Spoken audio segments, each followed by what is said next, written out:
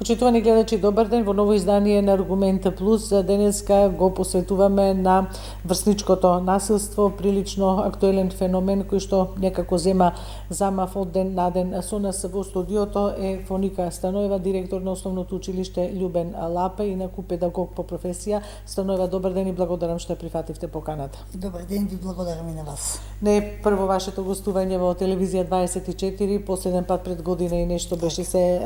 Ова сме зборувале ние долг период и околу овие околу булингот, околу појавата и на користење на овие социјални мрежи кои што децата ги терат на разни опасни игри, кои што нечесто завршуваат со повреди, меѓутоа некако последниот период во пораст е врсничкото насилство. Што имате да кажете за оваа ситуација, бидејќи сте директор на основно училиште, а баш во таа возраст на адолесценција се уваат овие немили појави? Така. Како што и самите кажавте, некако булинг, насилство ни стана секојдневие. Кога и да отворите по социјалните медиуми или да пуштите телевизор, секаде се случува низ Македонијава ова, да наречам, појава што навистина и нас веќе почнува како стручни лица да не загрижува, сметајќи дека иако даваме голем акцент на сето ова, некако фидбекот не е оној што сме го очекувале. Посебно ме загрижија последниве два инцидента со девојчето во Ѓорче. И навистина некогаш се запрашувам како ние како институции, како семејства пред се, како родители, вработени во образовниот сектор, не успеваме да се справиме со некој дел. Некаде нешто можеби нас ни недостасува. Мора да бидеме упорни, да соработуваме и да не попуштаме ниту чекор за било што би им дало некаква грешна слика на учениците дека еве нашето сепак ќе победи или можеби на страна ќе го остават ова со насилство и со булингов. Ние како државни институции мора да бидеме помеѓу себе поврзани во постојана комуникација, посебно стручните служби во училиштето и семејството, доколку сакаме да постигнеме некаков успех. Еве, што вие претходно работевте како педагог? Така. Кога некако би поставиле некоја граница од вашето долгогодишно искуство во образованието, во воспитанието, од кога некако зедоа замав овие и социјални мрежи и паметните телефони што ги имаат децата сега од најмала возраст, иако не би требало? Дали со тоа настана еден бум, една револуција на овие појави кај нас? Или сметате дека тоа е неминовно да се случило, со оглед на новите трендови што се? Со оглед на новите трендови, дигитализација на општеството, глобализација, нормално е да се случуваат и вакви работи. Меѓутоа, како што и вие кажавте, јас претходно и како педагог додека работев, имало недоразбирања, имало закачки помеѓу децата. Нели сега, како што го велат, булинг или насилство, сега не секоја закачка е булинг. Меѓутоа, не беше во толкав голем број, не беше тоа секојдневие. Освен, како што велите вие, интернетот, паметните телефони, дигитализацијата, голем проблем ни е нас семејството како единка. Порано кога ќе повикавте родители во училиште, тие и на работа да беа и да има не знам каква обврска, ќе најдеа време и во истиот момент ќе дојде што велиме ние, ако не во истиот ќе сме се договориле. Сега некако и родителите се оддалечија од институцијата образование. Некако се оддалечија, дури можам да кажем, и од своите деца. Во трката за пари, време, бизниси. Мислам дека семејството пред се и модернизацијата на општеството го зема својот данок.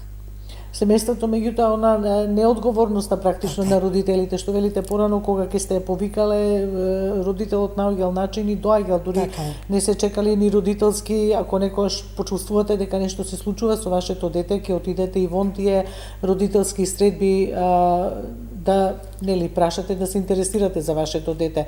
Дали го има сега тој интерес или што велите дури ни на родителски не се појавуваат, независно што можеби некои од родителите и ќе се љутат, меѓутоа треба отворено да се зборува за оваа ситуација. Знаете како, ако не ја кажеме вистината како што е и ја прикриваме, значи проблемите ги ставаме под тепих. и нема никогаш да се избориме со било што ќе се случува во нашето општество, а посебно не кај децата. Децата се всушност нашата иднина. Како тие ќе се однесуваат сега, така ќе продолжат и понатака. Ова што вие го сега кажавте, верувајте дека е, па да не претерам, ама во 80% вистина. Ние во училиште имаме и точно утврдени денови кога наставниците имаат прием. На времето се чекало колона за да стигнете до наставникот. Сега дали ќе се појави 1, 2, 3 наставници и тоа најчесто, извинете, родители, и тоа најчесто родители на ученици кои што имаат одличен успех, примерно поведение, или некои ученици кои што имаат, ете да речем, среден успех.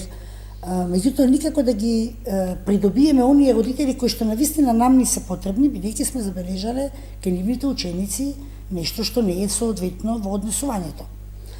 Кога ќе ги повикате на родителска, најчесто тие родители не се присутни на родителска.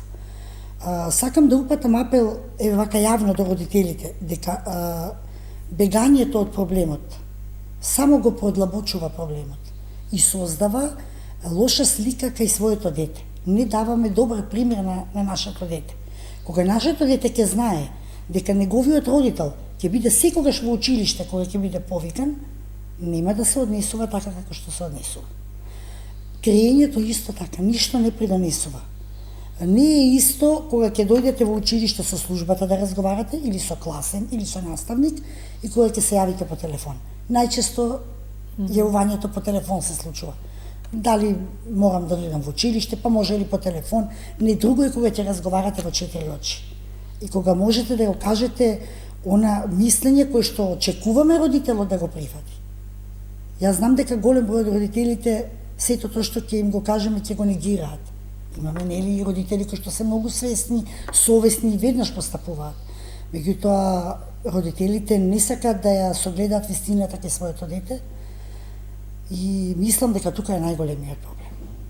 Еве сега со овие измени, откако рековме зема замав феноменот на врсничко насилство и тоа оди до крајност, има измени нели во законот, па има предвидено и казни на родителите со 250 евра на дете што има такви нели насилничко малку однесување, што иницира врсничко насилство, што учествува во врсничко насилство. Дали сметате дека оваа казна ќе биде добра и ќе ги натера родителите малку повеќе да се свртат кон тоа што прави нивното дете во училиштето? Јас да бидам искрена, ова е многу позитивен чекор што го превзема Министерството за образование.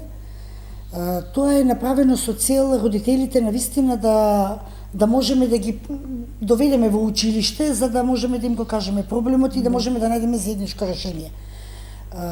250 евра казна и не е некоја ригорозна и голема казна. Нели секогаш мора да почнеме од некаде, па да не биде па и премногу казна, да нели создаваме и револт кај чинителите во образовниот систем. Меѓутоа сметам дека ова навистина можеби ќе ги замисли и родителите и учениците, бидејќи учениците сето тоа го гледаат, и да ја смениме насоката на движење каде одиме ние како образование. Секаде во Европа, на запад, секаде, па и во другите континенти, образованието е институција која што се почитува и се почитуваат правилата, куќниот ред, начинот на работа, редот како што е поставен од државата, од министерството.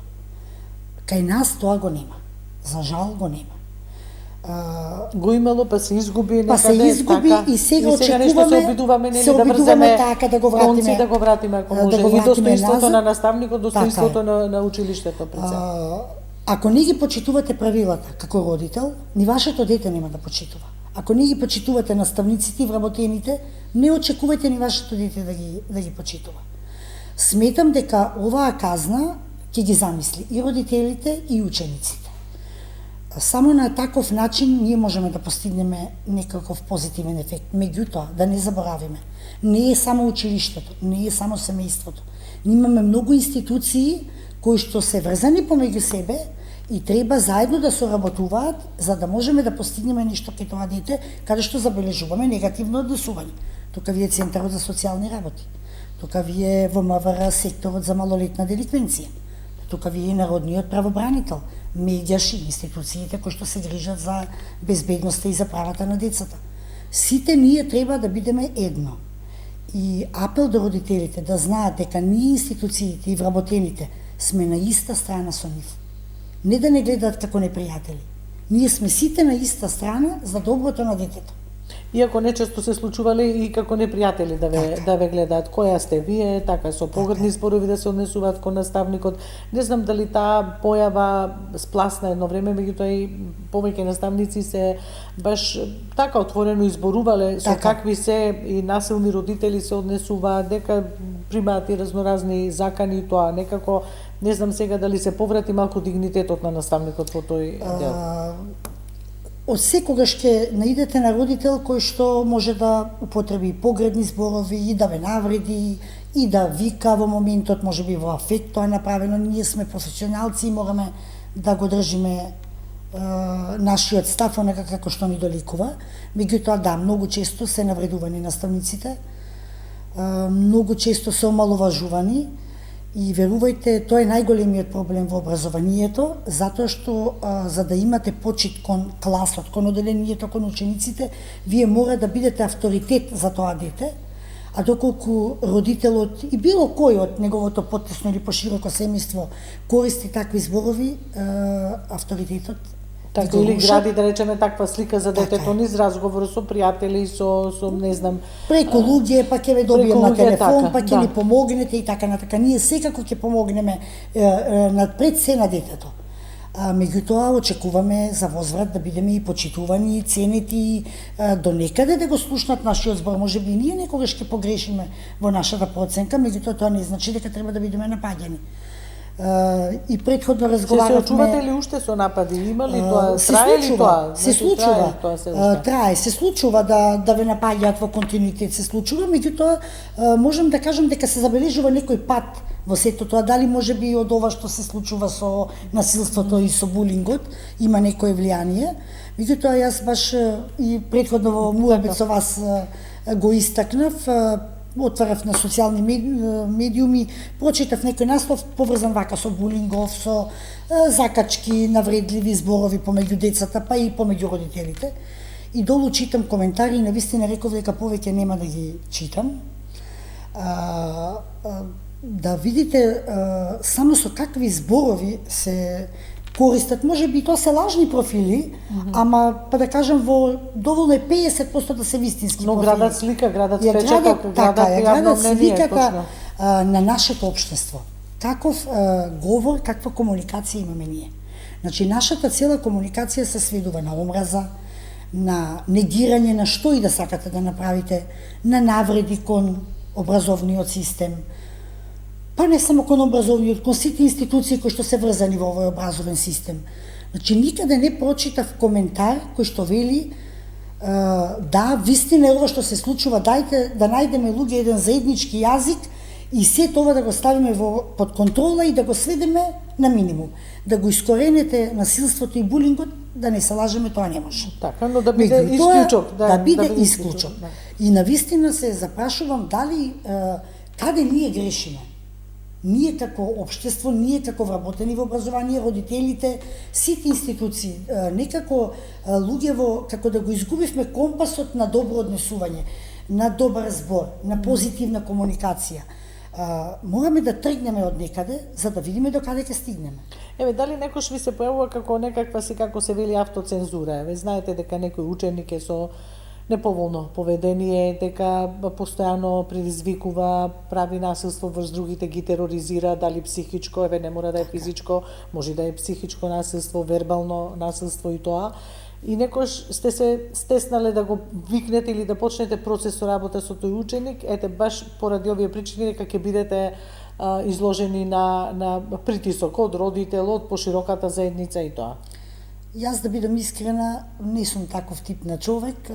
Секогаш работите гледам да се расчистат и да излезат на виделина, она што треба да излезе на виделина. Секако децата се заштитени и тоа нема да излезе надвор од училиште.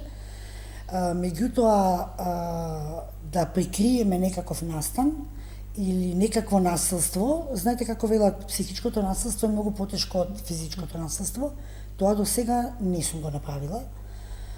Ние имаме правилник, протокол пропишан од Министерството како треба да постапиме и ние секогаш постапуваме дали имаме пријава од родител, од ученик или ние како вработени сме забележале. Сега ќе ви кажам и зошто. Затоа што ако јас тоа го прикрием, во оделението не учи само тоа дете. Јас имам тамо 30 ученици, за сите нив одговарам. Имам 60 родители. Што доколку па некој од тие родители дојде кај мене и ми вели вие криете, сакате да го заштитите детето. Тогаш јас ќе одговарам пред законот. Така да до сега не сум прикрила ништо што се случувало во училиштето. Не да прикриете, туку да не преземете да се заштита. Знам што сакате да ми кажете. Да застанам во заштита или некако да ја смирам топката со цел да не излезе поголема работата. Ние секогаш гледаме работата да не излезе поголема и да се реши во службите тука. Ако треба ќе побараме и надворешна помош од Центарот за социјални работи и до сега, да бидам искрена, не излегле во пресвет за 2 случаи што сме ги повикале. Меѓутоа да го заштитам насилникот, не. Ние мораме и насилникот нели да го штитиме, да го одредено, да имаме соодветен третман, така, знаеме како треба да постапиме, имаме протоколи пропишани, меѓутоа мора да ги заштитиме и учениците кои што го трпат тоа насилство без разлика дали е вербално. Споменавте неколку институции со кои сте упатени нели да соработувате, Центарот за социјални работи, одделот за малолетничка деликвенција при МВР и тоа. Дали сметате дека кога би биле вмрежени овие институции, дека би дале подобар резултат или побрзо би се настапило? Вака не знам како од информирањето, преку телефон или мора писмен допис да се има, па се чека, па не знам како оди тој процес. Некои ситуации изискуваат и брзо да биде реагирано. Ние најчесто писмено се обраќаме, бидејќи мора да имате писмен допис до било која институција каде што се обраќате и да образложите за каков проблем станува збор. И како што велите, некогаш имаме итни случаи и навистина сметам дека треба побрзо да се делува и да се реагира. Но јас го разбирам и Центарот за социјални работи, бидејќи таму има малку недостаток од кадар, екипираност, па имаат големи области на делување, па не може да стигнат нели секаде кога можеби нас во овој момент или во овие 3 дена ни треба. Не, па баш зборувам за такви ситуации кога треба нели во овие 3 дена или во овие 2 дена нешто брзо да се издействува, значи мора би требало веројатно некој одделение нешто да се кога се јавуваме во тие одделенија, кога ќе кажеме дека навистина ни се работи за многу итна работа, ни излегувале во пресвет. Многу ретко се е случило да ни кажат, ве молам дали може да почека тоа ден, 2, 3 и ние ќе излеземе во пресвет. Меѓутоа кога се работи за итни случаи, би требало веднаш да се реагира и она вмрежување што вие го зборувате, мислам дека тоа е многу добар чекор, кога ние сите ќе бидеме вмрежени и ќе знаеме веднаш за случајот кој што настанал во некој во моето училиште. Стига до институциите што се нели повикани што се надлежни за тоа. Истото и за МВР, каде што е секторот малолетна деликвенција. Ние веднаш го известуваме доколку имаме некој настан кој што треба да се пријави во тој сектор. Таму не имаме толку нели настани да пријавуваме толку често во малолетна деликвенција, таму се помали настаните и исклучоци имаме кога контактираме со нив. Меѓутоа, со Центарот за социјални работи доста често сме во комуникација, затоа што ние и мора да се посоветуваме, сепак се и тие стручни во таа област, за дом, семејство, деца. Доста често соработуваме и со меѓаши, кога се работи за некаков проблем со детенце, исто така луѓето се секогаш отворени за соработка.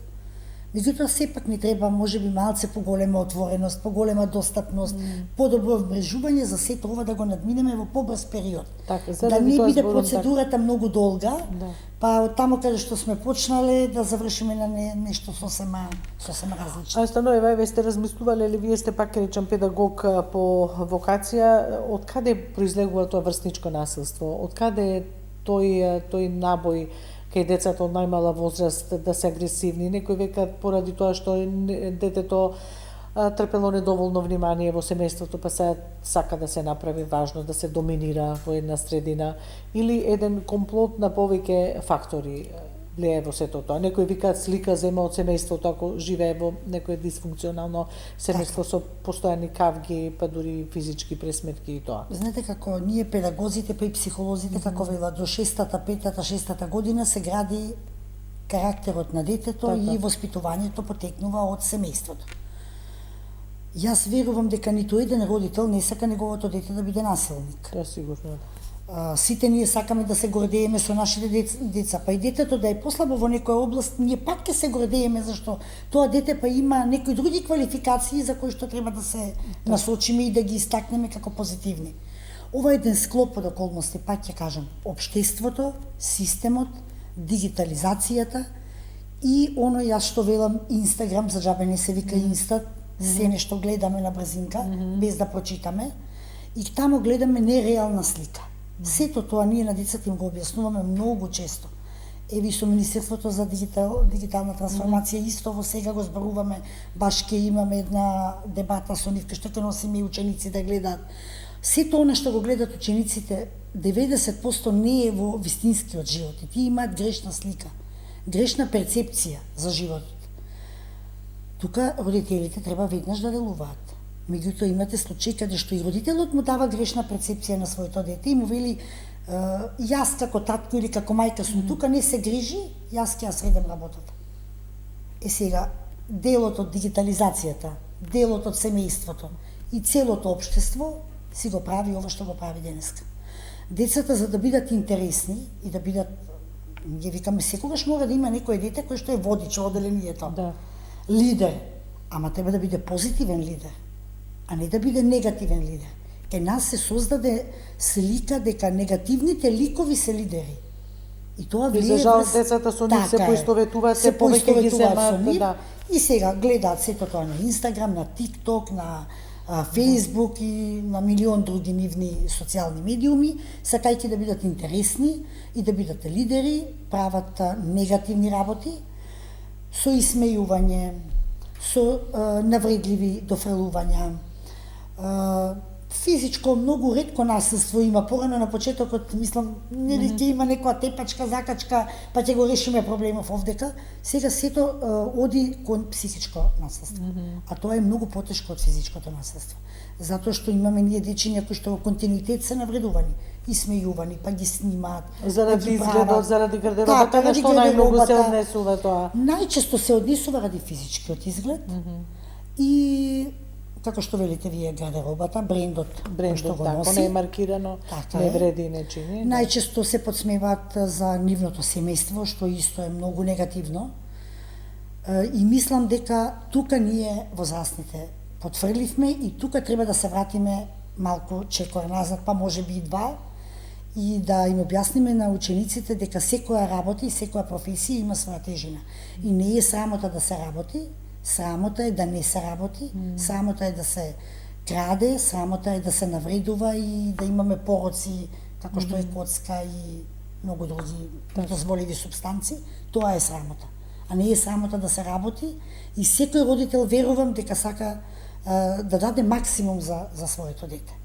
И образовниот систем, верувајте дека акцентот секогаш го става на тоа. Пак ќе кажам, дигитализацијата, интернетот, семејството, се тоа го доведе до една ваква негативна појава. Еве со ова казна споминав од 250 евра, дали сметате дека и вас на наставниците ќе ви помогне ако знаете дека ќе биде санкциониран родителот, бидејќи вие колку и да го вперувате прстот кон него или да му кажувате дека и вие треба нели да повнимавате нели во врска со вашето дете и тоа, дали сметате дека малку тука ќе биде тој притисок што беше врз вас досега, врз наставниците, зборам професорите и останатите стручни служби во едно училиште, дека малку ќе биде намален тој притисок? Па токму и целта на таа мерка е тоа, да се намали притисокот и врз вработените во образованието и малку во колосек да се стават родителите. Затоа што ние до сега ги повикуваме во училиште, телефонски, преку порака, службено, преку пошта, препорачано. Меѓутоа, вие не можете со сила да го донесете родителот во училиште, иако сте ги употребиле сите можни мерки што биле потребни. И сите алатки што ви стоеле на располагање. Еве колку се живи тие форуми наставничко-родителски, имаше на времето совет, панели се собираат, се имаме совет на родители. Не знам, да, совет на родители сега како се вели. Се вели, добро е ако се одржуваат тие форуми, тоа е добро, ако има Јас можам да кажам дека 80% од родителите во Совет на родители се секогаш присутни на состаноците, велам овие 20% од некоја оправдана причина не доаѓаат, тоа се представници од одделенијата и навистина доаѓаат и го коментираме се ова што и ние денеска го зборуваме, наоѓаме модуси, меѓутоа се работи за големо училиште, многу деца. Добро, вие сте во Љубен Јас сум во Љубен Лапе. Пред година две бевте прво училиште со најголем број запишани првачиња. Првачиња и сега исто имаме многу голем број на првачиња. Не може ни родителот како единка представник од одделението нели да делува во сите родители, меѓутоа добро е што се собираме и што разговараме за сите теми кои што го засегаат училиштето, децата, родителите. Меѓутоа кога ќе им кажете на родителите дека после неколку повикувања вие ќе бидете принудени да пријавите во Министерството за образование, во педагошката служба, во Државниот просветен инспекторат, каде што родителот ќе биде повикан, ќе биде казнет парично, сметам дека нема да му биде сеедно на ниту еден родител и очекувам оваа мерка да даде резултати. Така. Пак ќе кажам, можеби не е голема сумата, ама од Добро, некаде... повеќе е символиката е позначајна, да речеме... Од некаде мора да се тргне. Јас исто сакам да кажам дека и во општина Ајродом, вие знаете кога ви бев гостин пред година и нешто, еве втора година ни функционира тоа, учениците се без мобилни телефони. Тоа сега сакав баш да ве прашам, дали обстојува таа мерка, вие ја воведовте во Љубен Лапе, не знам како е во другите 8, мислам дека или во сите 8 училишта, заедно со градоначалникот, господинот Дејан Митевски, ја воведовме оваа мерка со поддршка на сите совети на родители во училиштата. И втора година веќе немаме мобилни телефони, значи цели 2 години. Додека трае наставата, мобилните како се остават во шкафчиња? Во шкафови, имаме посебни шкафчиња со посебни кутии на кои што се забележани одделенијата. Веќе и учениците се навикна. Па ја го нема оној отпор од почеток, што го имаше, како што имавме отпор. Верувајте, многу подобро за сите, освен во исклучителни случаи кога ги земаат мобилните, ако им е потребна за нели работа на час, ако имаат нешто да сработат. Имаше отпори од родителите, од поедини родители. Имавме поедини родители, меѓутоа веќе сето тоа замре, зашто знаете, ке нас секогаш секоја новина дава отпор, меѓутоа кога го видува позитивниот бенефит од сево ова што ние го направивме во општина Ајродром, веќе и самите родители велат, можеби па и ова требаше порано да се направи. Така да ние во училиште проблеми со интернет, со снимки, такви работи немаме. Мислам дека и блокатори имавте во училиштето за одредени социјални мрежи. Точно, не можат секаде да се приклучат, иако децата денеска се премногу умни, па ги пробиваа сите можни блокатори. Најчесто овие работи на интернет, зборувам за кај нас, во училиштето кај мене и во цела општина Ајродом, најчесто се случува надвор од училиште. Меѓутоа јас велам како директор, дали е надвор од училиште или е во училиште, тие деца се наши. Не се само на родителот покладне. Ние сме тие столбот кој што мораме да ги воспитаме и да ги научиме како треба да се однесуваат. Иако се случил проблемот надвор, ние треба да превземеме внатре во школа, за да не се прелева надвор. Така. Добро, убаво е ова што го кажувате за телефоните, претпоставам дека и во другите немам сознание за другите општини, за училиштата како е. И во општина Центар дека е ова спроведено, за во другите мислам дека и во Текеви имаше иницијатива од градоначалникот на град Скопје за средните училишта, па верувам дека ќе... Така, тоа беше во оној период кога имаше доста предизвици преку TikTok, па децата и раце кршеа само да направат нешто, некоја екзибиција што го гледаат и што ова. Се надевам дека сега е спласна таа појава колку толку. Сега немаме толкав замав како што беше на почетокот со, знаете, качување по железнички, по пруги, па пиење, апчиња, парацетамоли, комбинации. Некој тоа мислам дека некако како да згасна, меѓутоа па сега ни се појавува ова врсничко насилство, што исто така е многу голем предизвик. Уште ова ќе ја прашам и тука некаде завршуваме, дали врсничкото насилство и се тоа што се случува, особено оваа фреквенција на случувања немили настани последниот период, го подигна вниманието кај родителите. Тоа ме интересира. Дали малку ги раздрма, да речеме, па и самите да инициираат почести средби или не знам, заедничко делување за да не дојде до такви. За ова прашање исто сакав да ви посочам дека приметивме и ние раздвижување кај родителите, затоа што се загрижија и самите родители. Темата јас сега пред некој ден имав баш совет на родители и ни беше токму за насилствово. Ама забележуваме и во сите училишта, бидејќи ние комуницираме помеѓу себе, дека и самите родители едноставно станаа повознемирени, почнаа да се загрижуваат што е ова што се случува по училиштата и надвор од училиштата. Затоа и велам, овие насилства, децата се многу мудри. Не ги прават внатре во училишта затоа што знаат дека ние сме надвор од училишниот двор, така да. Тие надвор од училишниот двор го прават ова попладне кога се пуштени нели да се дружат помеѓу себе. И се загрижуваат родителите затоа што не се сигурни во безбедноста на своето дете кога ќе го пуштат на игралиште, во кафич, не е битно каде, според возраста зависи. И мислам дека на едно повисоко ниво дури и самите веќе побара, па дали може некоја средба со представници од други институции, па едно предавање за родители да направиме, за да можат и тие самите да увидат што значи булингот, какво негативно влијание остава не само кај детето кое што го трпи булингот, туку и кај детето кое што е насилник, затоа што ако е сега насилник, во оваа форма каква што е, за 5 години во средна школа ќе се појави во многу полоша форма. А пак кога ќе биде полнолетен, не би сакале да се случува нешто што еден од нас. Еве, госпожа Стоноева, колку сметате дека на превентивата се внимава, еве овде, за да не дојде до таква ситуација, еве, превентивно делување? Колку имаат и самите училишта капацитети, системот колку има капацитети, навистина со малку поголем фокус да ги следи однесувањата на кај ученици? Знаете како ние во училиштето, зборувам кај мене, во општина, во другиве училишта, нашите служби се екипирани. Што значи тоа? Значи имаме педагог, психолог, социјален работник, дефектолог и навистина се дава многу голем акцент на таа превенција. Па мислам дека посебно во последниве 2 години тоа е постојано со работилници, со надворешни здруженија, внатре самите служби. Цело време акцентот се ставя на тоа врсничко насилство, на сето она што е негативно, да ги свртиме малце децата кон позитивни работи. Па сега имавме една идеја да направиме и ден на другарство. Тоа ми потекна токму од тој совет на родители, па да дадеме позитивен пример, да кажеме нешто позитивно за нашите ученици внатре и соученици. Навистина се става голем акцент. Ама пак ќе кажам, се додека родителот не биде тој кој што ќе биде сврзната алка помеѓу децата и наставниците, што и да направиме ние, нема да добиеме позитивен ефект.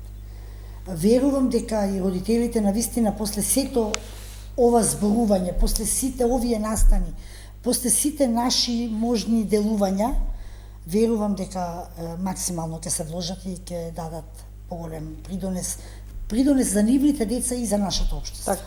Јас подготвувајќи се за емисијата налетав на еден текст од представник на УНИЦЕФ овде кај нас во државава.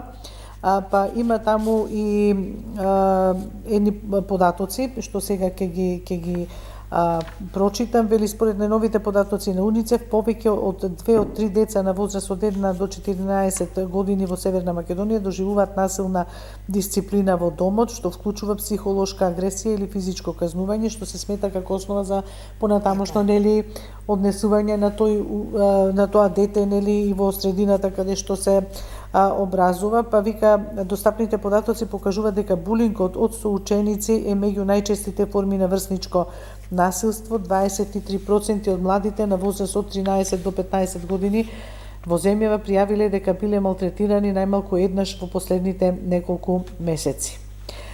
Исто имаше и Министерството за образование информација дека во првите 5 месеци од годинава 35 случаи имало пријавено на врсничко насилство.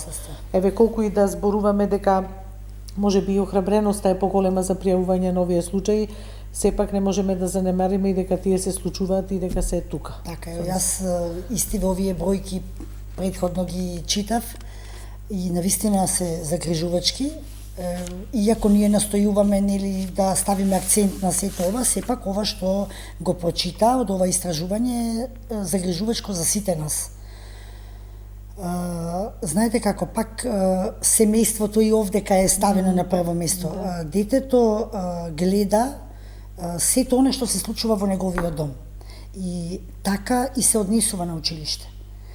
ние го имитираме однесувањето на нашиот родител. Така, како рол модел се зема. Како модел за се зема да- родителот, ако родителот дома вика, ако употребува физичка сила, ако употребува психичко малтретирање, навредливи зборови, верувајте дека и тоа дете ќе се однесува исто кон своите врсници и не само кон врсниците, туку и кон возрастните, кон вработените во училиштето, кон наставниците. Тоа е слика на она што им се случува во семејството.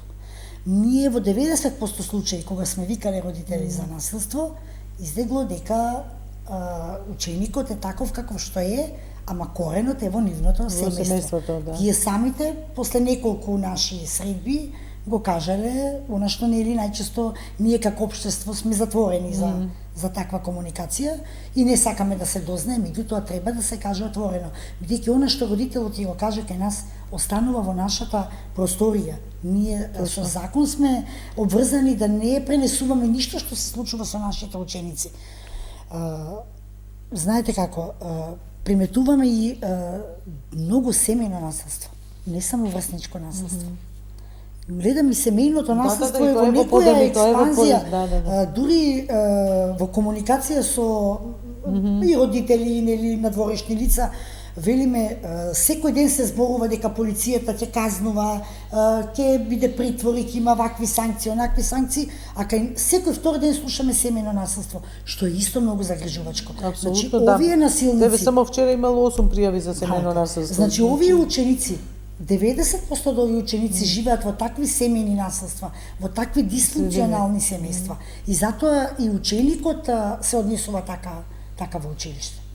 Така, да се надеваме дека сите чинители, па и семејствата, првородителите, училиштата, сите чинители малку ќе вложат поголем напор, навистина треба со големо внимание да се следи оваа ситуација и да бидат, рековме, не може 100% да се искорени, меѓутоа да биде исклучок. Инаку овој текст е од Лесли Милер, представник на УНИЦЕФ во Македонија, да не испуштам да кажам и оваа нели сондажа што ја прочитав за растот на семејното, со тоа и на врсничкото насилство кај децата. Благодарност уште еднаш Фоника Станоева, благодарам што бевте дел од ова издание на Аргумент Плюс и поразговаравме повторно за овие болни теми. Ви благодарам на поканата и се надевам дека сите наши ангажмани заеднички ќе доведат до позитивни резултати. Апсолутно. Ви благодарам уште еднаш и благодарност до нашите почитувани гледачи. Довидување.